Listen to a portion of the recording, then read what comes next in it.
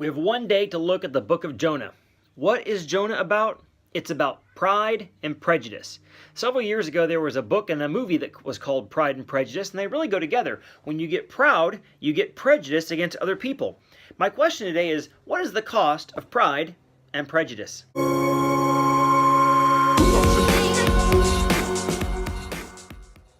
In the book of Jonah, we see the cost of pride and prejudice. Jonah was told in chapter 1, "Arise, go to Nineveh, that great city, and preach to them about my love and my salvation." And Jonah says to God, "No, I'm not going to do it. They're akin to ISIS. I don't like them. They're brutal. They're horrible. They've been killing our people.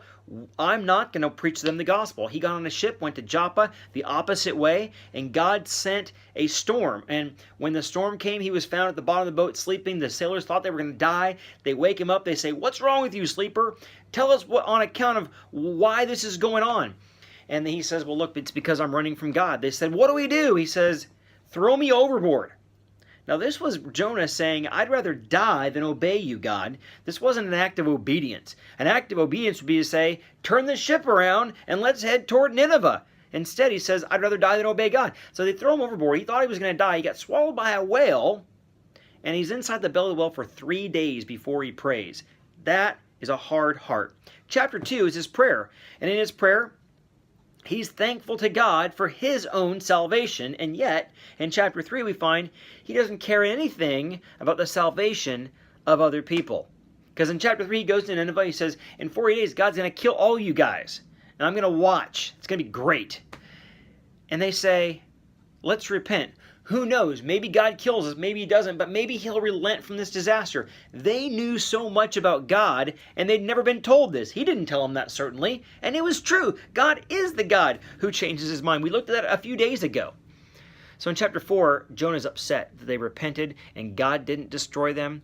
And God says in verse 11 of chapter 4, "Should not I pity Nineveh, this great city, in which there's 120,000 people who don't know their right hand from their left," talking about spiritually? They know nothing. Pity. The cost of pride and prejudice is a loss of pity on anyone. You don't care. When you don't pity people, oftentimes it's because you look at their actions and you say, "I don't like them. I want bad to happen to them." You can't look at people's actions, especially people outside of Christ. What would you expect them to be like outside of Jesus? Even Christians, they make mistakes, they sin, and so do you. You need to pity and care for people. The cost of pride and prejudice, 4 things. Number 1, you lose your fellowship with God. When you get proud, when you get prejudiced against other people, you lose your fellowship with God. Number 2, you gain the wrath of God. God's wrath fell upon Jonah twice in this story. First, by being in a boat that was in a storm. Second, by being in the belly of a fish. And I guess third, by losing his tree. Number 3, fellowship of the saints. You lose that. He had amazing opportunity to fellowship with these new saints in Nineveh. Can you imagine the evangelist that told them the gospel? He could go back in there. I mean, he'd be like a folk hero. He didn't want to do it. He didn't care. Number 4, you lose the ability to see spiritual reality.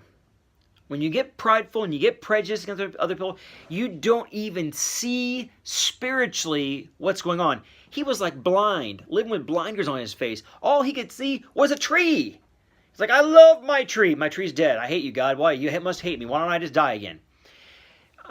This happens to you and to me if we get proud. Don't get proud. When you get proud, you get prejudice. So get on your knees today and humble yourself before God and tell him you need him. You need him. You need him. Humble yourself before God and others and love and pity people.